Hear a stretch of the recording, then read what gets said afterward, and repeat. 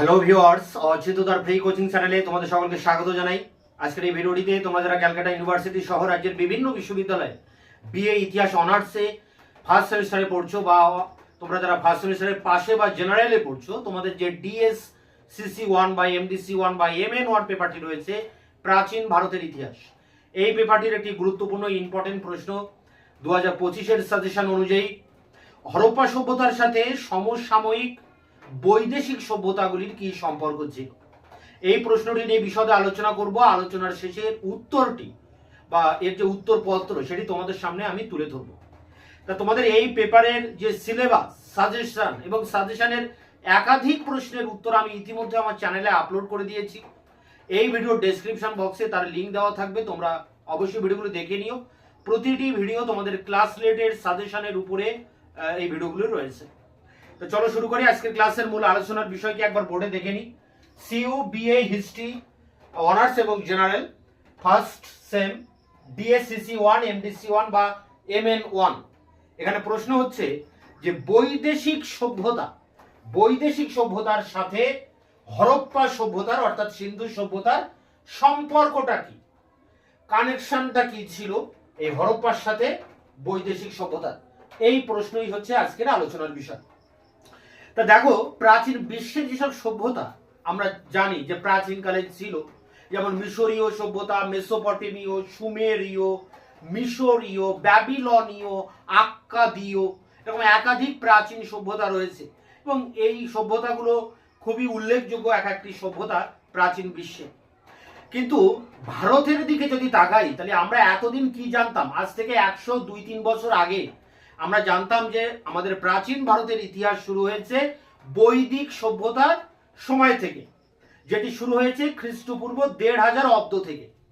কিন্তু আজ থেকে 103-4 বছর আগে অর্থাৎ 1921 সালে দয়ারাম সাহানি কর্তৃক মহেঞ্জোদারো, হরপ্পা, এবং রাখাল দাস বন্দ্যোপাধ্যায় 1922 সালে মহেঞ্জোদারো আবিষ্কার করার ভিতর দিয়ে সিন্ধু সভ্যতা আবিষ্কার করেন এবং সারা বিশ্বের কাছে একটা নতুন সভ্যতা তুলে ধরেন।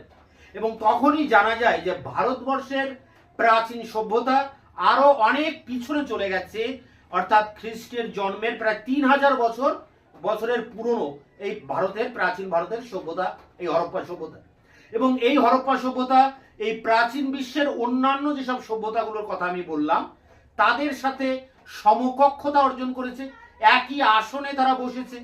প্রাচীন বিশ্বের সভ্যতা বলতে যেমন মিশর, সুমের, ব্যাবিলন, মেসোপটেমিয়া সভ্যতাকে বোঝায়, চৈনিক সভ্যতাকে বোঝায়, ঠিক সেই রকম কিন্তু ভারতের সিন্ধু সভ্যতাকেও বোঝায়। প্রাচীনত্বের বিচারে এই সভ্যতাগুলি সবই সমগোত্রীয়। এখন এই সভ্যতাগুলির সাথে সিন্ধু বা হরপ্পা সভ্যতার সম্পর্কটা কি, সেই সম্পর্কের ভিত্তিটা কি? দেখো, এখানে বিষয় আছে যে সম্পর্কের ভিত্তিটা কি। ভিত্তি ছিল 3 প্রকারের। একটা ছিল বাণিজ্যিক আদান প্রদানের ভিতর দিয়ে সম্পর্ক তৈরি হয়, আরেকটি হচ্ছে সাংস্কৃতিক আদান প্রদানের ভিতর দিয়ে সম্পর্ক তৈরি হয়, আরেকটি হচ্ছে প্রযুক্তির আদান প্রদানের ভিতর দিয়ে সম্পর্কটা তৈরি হয়। তা বাণিজ্যিক আদান প্রদানটা কি না, এই সিন্ধু সভ্যতার সাথে এই সমসাময়িক প্রাচীন যেসব সভ্যতা মেসোপটেমিয়া, মিশর, সুমেরীয়, ব্যাবিলনীয়, আক্কাদীয়, এইসব সভ্যতাগুলির সাথে বাণিজ্যিক যোগাযোগ গড়ে উঠেছিল। অর্থাৎ সিন্ধু সভ্যতার যারা বণিক, সেই পনি নামক বণিকেরা এই সব সভ্যতাগুলোর সাথে ব্যবসা বাণিজ্য চালাতেন স্থলপথে এবং জলপথে। এবং আমরা এও জানি যে সিন্ধু সভ্যতায় একটা বন্দর পাওয়া গেছে গুজরাটের ভোগাবর নদীর তীরে, আরব সাগরের তীরে, লোথাল। এই লোথাল বন্দর দিয়ে বড় নৌকার সাহায্যে এই সিন্ধুর পনি নামক বণিকেরা তারা এই মিশর, সুমের, মেসোপটেমীয়, আক্কাদীয় সভ্যতার সাথে ব্যবসা বাণিজ্য করতেন। এবং এক্ষেত্রে ভি গর্দন চাইল্ড তিনি বলছেন যে হরপ্পা ও মহেঞ্জোদারোর যারা বণিক অর্থাৎ এই পনি, তারা ইউফ্রেটিস এবং টাইগ্রিস নদীর তীরবর্তী যেসব দেশ ছিল সেই দেশের সাথে তারা ব্যবসা বাণিজ্য করতেন। এছাড়া আমরা দেখেছি যে হরপ্পা সভ্যতায় অনেক শিলমোহর পাওয়া গেছে এবং অনেক শিলমোহরে আমরা বড় নৌকার ছবি, জাহাজের ছবি এবং ঝিনুকের মালাও আমরা পেয়েছি। এই ঝিনুক গভীর সমুদ্র থেকে কিন্তু পাওয়া যেত। তাই ডক্টর রণবীর চক্রবর্তী তার প্রাচীন ভারতের অর্থনৈতিক ইতিহাসের সন্ধানে এই গ্রন্থে বলছেন যে এই ঝিনুক একমাত্র গভীর সমুদ্রে পাওয়া যেত। ফলে এই ঝিনুক যখন পাওয়া গেল হরপ্পা সভ্যতায়, তখন এটাই ধরে নেওয়া যায় যে সিন্ধু সভ্যতার মানুষেরা গভীর সমুদ্রে যাতায়াত করতেন। বড় নৌকা, যেটা শত দাঁড় বিশিষ্ট নৌকা বা জাহাজ, সুরতুমা নৌ যাকে বলা হয়, সুরতুমা নৌ, এই সব বিষয়ের সাথে পরিচিত ছিলেন। এ থেকে এটাই বোঝা যায় যে তারা বৈদেশিক বাণিজ্যের সাথে যুক্ত ছিলেন। এবং সিন্ধু সভ্যতায় যেসব আমরা সিন্ধুর অর্থনীতি, এর আগের একটি ক্লাসে আমরা আলোচনা করেছিলাম যে সিন্ধুর অর্থনীতি, সেখানে দেখেছিলাম যে সিন্ধু সভ্যতার অর্থনীতির একটা প্রধান বিষয় ছিল বস্ত্র শিল্প। তারা কার্পাস বস্ত্র তৈরি করতেন এবং এই বস্ত্র তারা মিশর, সুমের বা অন্যান্য প্রাচীন সভ্যতায় তারা রপ্তানি করতেন। ফলে এও আমরা প্রত্নতাত্ত্বিক সাক্ষ্য পেয়েছি যে মিশরে বা মেসোপটেমিয়া সভ্যতার যে সুসা বলে যে জায়গা রয়েছে, সেই সুসা এবং মেসোপটেমিয়ার অন্যান্য শহরে হরপ্পা সভ্যতার শিলমোহর সেখানে পাওয়া গেছে। এবং মেসোপটেমিয়ার সভ্যতার যে উম্মা বলে শহরটি পাওয়া গেছে, সেই উম্মা শহরে সিন্ধু সভ্যতার কাপড়ের গাঁট পাওয়া গেছে, অর্থাৎ অনেকটা কাপড় একসাথে গাঁট দিয়ে বাঁধা।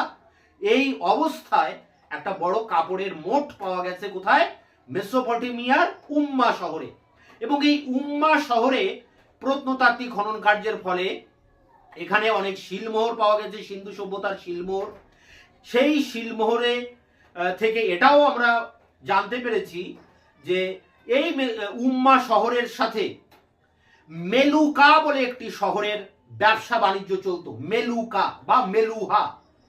ডক্টর রামশরণ শর্মা বলছেন যে এই মেলুহা হচ্ছে নিম্ন সিন্ধু অঞ্চল, অর্থাৎ যে সপ্ত সিন্ধু অঞ্চলে হরপ্পা বা সিন্ধু সভ্যতার লোকেরা বসবাস করতেন, তার যে নিম্ন সিন্ধু অঞ্চল, আরব সাগরের তীরবর্তী যে অঞ্চল, সেই অঞ্চলের একটা জায়গার নাম মেলুহা। এই মেলুহার সাথে মেসোপটেমিয়ার উম্মা শহরের ব্যবসা বাণিজ্য চলতো। এর প্রমাণ পাওয়া যায় এই উম্মাতে প্রাপ্ত একটি শিলালিপি থেকে। তো সমস্ত দিক খতিয়ে ডক্টর আর্নেস্ট ম্যাকে বলে এক ঐতিহাসিক, তিনি দাবি করেছেন যে সিন্ধু সভ্যতার সাথে প্রাচীন মিশর, এলেম, মেসোপটেমিয়া এইসব সভ্যতাগুলির বাণিজ্য চলতো, বৈদেশিক বাণিজ্য আদান প্রদান হতো, এবং সেটা স্থলপথেও হতো, আবার জলপথেও হতো। যদিও স্থলপথে সিন্ধু সভ্যতার সাথে বেলুচিস্তানের বাণিজ্য হতো এবং জলপথে মিশর, সুমের বা অন্যান্য সভ্যতাগুলির সাথে বাণিজ্যিক সম্পর্ক গড়ে উঠেছিল। তো এগুলো ছিল বাণিজ্যিক সম্পর্ক। এই বাণিজ্যিক সম্পর্কের ভিতর দিয়ে কিন্তু একটা সাংস্কৃতিক যে আদান প্রদান, সেটাও কিন্তু গড়ে ওঠে। অর্থাৎ এই প্রাচীন সভ্যতাগুলির সাথে সিন্ধু সভ্যতার একটা সাংস্কৃতিক আদান প্রদান, অর্থাৎ যে শিল্প সংস্কৃতির যে আদান প্রদান, সেটা কিন্তু হয়েছিল। সেটা কিভাবে হয়েছিল তারও প্রমাণ পাওয়া যায়। দেখো, সুমেরীয় সভ্যতার যেসব শিল্পকর্ম, সেই শিলমোহর, মৃৎপাত্র, স্তন্যপানরত শিশু মূর্তি, ষাঁড়ের পায়ের আদলে তৈরি টুল, মানে বসার টুল, এগুলো সব সিন্ধু সভ্যতায় পাওয়া গেছে। কিন্তু এই জিনিসগুলো সব সুমেরীয় সভ্যতায়, এগুলো পাওয়া গেছে সিন্ধু সভ্যতায়। তাহলে বোঝা যায় যে এগুলোর আদান প্রদান হয়েছিল। আবার অনুরূপভাবে সিন্ধু সভ্যতার যে ধূসর রঙের মৃৎপাত্র, সেগুলো পাওয়া গেছে এই সুমেরীয় সভ্যতায়। এজন্য কোনো কোনো ঐতিহাসিক দাবি করছেন যে এই প্রাচীন আক্কাদ বলে যে সভ্যতা ছিল, সেই আক্কাদীয় সভ্যতায় সিন্ধুর বণিকেরা উপনিবেশ তৈরি করেছিলেন। আবার আক্কাদীয় সভ্যতার বণিকেরা এই সিন্ধু সভ্যতায় এসেও কিন্তু উপনিবেশ তৈরি করেছিলেন এই বাণিজ্যিক কাজে বা বাণিজ্যিক স্বার্থে। তাই একটা জিনিস বোঝা যাচ্ছে যে সাংস্কৃতিক আদান প্রদান কিন্তু হয়েছিল। হ্যাঁ, এই জন্য বিভিন্ন ধরনের শিল্প কলার যেসব নমুনা, সেগুলো কিন্তু উভয় সভ্যতার মধ্যে আদান প্রদান হয়েছে এবং সেগুলো আমরা প্রত্নতাত্ত্বিক সাক্ষ্য থেকে প্রমাণ পাই। এরপরে দেখো প্রযুক্তির আদান প্রদান। দেখো, আমরা এটাও জানি যে সিন্ধু সভ্যতার যে নগর পরিকল্পনা, তার জন্য বিখ্যাত ছিল সিন্ধু সভ্যতা, এবং এই নগর পরিকল্পনার জন্য অন্যান্য সভ্যতাগুলির থেকে এই সভ্যতা অনেক এগিয়ে ছিল। ফলে এই সিন্ধু সভ্যতার যে নগর পরিকল্পনা মাফিক যে ঘরবাড়ি বা যে পয়ঃপ্রণালী ব্যবস্থা, মানে জল নিকাশি ব্যবস্থা, বড় নর্দমা ছিল রাস্তার ধারে, বাড়ির নোংরা জল ছোট নর্দমা দিয়ে বড় নর্দমা এসে পড়তো, ম্যানহোল, সোক পিট এগুলো ছিল, ঢাকনা দেওয়া ডাস্টবিন ছিল, ঢাকনা দেওয়া নর্দমা ছিল। এই যে জল নিকাশি ব্যবস্থা, পয়ঃপ্রণালী ব্যবস্থা, এগুলো কিন্তু সুমেরীয় সভ্যতার মানুষেরা সিন্ধু সভ্যতার মানুষের কাছ থেকে অনুকরণ করেছিলেন। ফলে প্রযুক্তির কিন্তু একটা আদান প্রদান এখানে আমরা লক্ষ্য করতে পারি। তো এইভাবে প্রাচীন হরপ্পা সভ্যতার সাথে বৈদেশিক যেসব সভ্যতা ছিল, সুমের, মেসোপটেমীয়, ইরানীয়, আক্কাদীয়, মিশরীয়, এলেন সভ্যতা, এইসব সভ্যতার সম্পর্ক অবশ্যই গড়ে উঠেছিল। সেই সম্পর্কের ভিত্তি ছিল বাণিজ্যিক আদান প্রদানের ভিতর দিয়ে, এবং ছিল সাংস্কৃতিক আদান প্রদানের ভিতর দিয়ে, এবং ছিল প্রযুক্তির আদান প্রদানের ভিতর দিয়ে। এই তিনটি পয়েন্টের উপরে বেস করে এই বিষয়টাকে তোমাদেরকে নোটস আকারে লিখতে হবে। এখন 5 নম্বরের এর যে উত্তর 250 ওয়ার্ডের, সেই উত্তরটি নিয়ে আমি তোমাদের সামনে এবার অন স্ক্রিনে আলোচনা করব। হিস্ট্রি অনার্স বা general first same DSCC 1 MDC 1 বা এমএন 1। প্রশ্ন হচ্ছে বৈদেশিক সভ্যতাগুলির সঙ্গে হরপ্পা সভ্যতার সম্পর্ক আলোচনা করো। অথবা আসতে পারে প্রাচীন মিশর, মেসোপটেমিয়া, সুমের প্রভৃতি সভ্যতার সঙ্গে হরপ্পা সভ্যতার সম্পর্ক উল্লেখ করো। মার্কস 5। তো 5 নম্বরের টিকা প্রশ্ন উত্তরটি তোমরা এইভাবে লিখবে। বিগত শতকের প্রথম দিকেও বিশ্বের প্রাচীন সভ্যতাগুলির মধ্যে মিশর, সুমের, মেসোপটেমীয়, ব্যাবিলন, আক্কাদ প্রভৃতি বিশেষ গুরুত্ব পেত। তখনও সকলের ধারণা ছিল যে আর্য সভ্যতার আগে ভারতের মাটিতে কোনো সভ্যতার বিকাশ ঘটেনি। কিন্তু 1921 থেকে 22 খ্রিস্টাব্দে হরপ্পা সভ্যতার আবিষ্কার ভারতীয় ইতিহাস চর্চার নতুন দিগন্ত উন্মোচন করে। প্রমাণিত হয় যে আজ থেকে প্রায় 5000 বছর আগে সিন্ধু ও পার্শ্ববর্তী অন্যান্য নদী অববাহিকার বিস্তীর্ণ অঞ্চলে এক উন্নত সভ্যতা বিরাজমান ছিল। সমকালীন বিশ্বের বিভিন্ন সভ্যতার তুলনায় এই সভ্যতা সব দিক থেকেই এগিয়ে ছিল। সিন্ধু সভ্যতার সমকালীন বৈদেশিক বিভিন্ন সভ্যতা ছিল সুমেরীয়, আক্কাদীয়, মেসোপটেমীয়, ব্যাবিলনীয়, অ্যাসিরীয় প্রভৃতি সভ্যতা। বহির্বিশ্বের ও সমকালীন সভ্যতাগুলির সঙ্গে হরপ্পা সভ্যতার যোগাযোগও গড়ে উঠেছিল। এর অন্যতম ভিত্তি ছিল বাণিজ্যিক আদান প্রদান। সিন্ধু সভ্যতায় পনি নামে পরিচিত ছিল সিন্ধুর বণিকেরা। ইতিহাসবিদ ভি গর্ডন চাইল্ডের মতে হরপ্পা ও মহেঞ্জোদারোর বণিকরা তাদের পণ্য সামগ্রী নিয়ে ইউফ্রেটিস ও টাইগ্রিস নদীর তীরে অবস্থিত বাজারে যেত। এই বাণিজ্যিক যোগাযোগ সাংস্কৃতিক যোগাযোগের ক্ষেত্রেও অবদান রাখে। প্যারা করে দেখো পরের প্যারা। এরপরে একটা বাণিজ্যিক আদান প্রদানের কথা বলা হলো, এরপরে যে সাংস্কৃতিক আদান প্রদান সেই বিষয়ের পরে পরের প্যারা। হরপ্পার অধিবাসীর এক উল্লেখযোগ্য জীবিকা ছিল ব্যবসা বাণিজ্য। তাই পশ্চিমী সভ্যতাগুলির সঙ্গে তাদের অর্থনৈতিক বিনিময় ঘটেছিল। তারা স্থল ও জলপথে বৈদেশিক বাণিজ্যের সঙ্গে যুক্ত ছিল। গুজরাটে আরব সাগরের উপকূলে লোথালে প্রাপ্ত বন্দরের ধ্বংসাবশেষ থেকে সিন্ধুবাসীর সামুদ্রিক দক্ষতার প্রমাণ পাওয়া যায়। ইতিহাসবিদ ডক্টর আর্নেস্ট ম্যাকে মনে করেন যে সিন্ধুর বাসিন্দারা মিশর, এলাম ও সুমেরের সঙ্গে সমুদ্রপথেই যোগাযোগ স্থাপন করেছিল। হরপ্পার শিলমোহর সুসা ও মেসোপটেমিয়ার অন্যান্য নগরগুলিতে আবিষ্কৃত হয়েছে।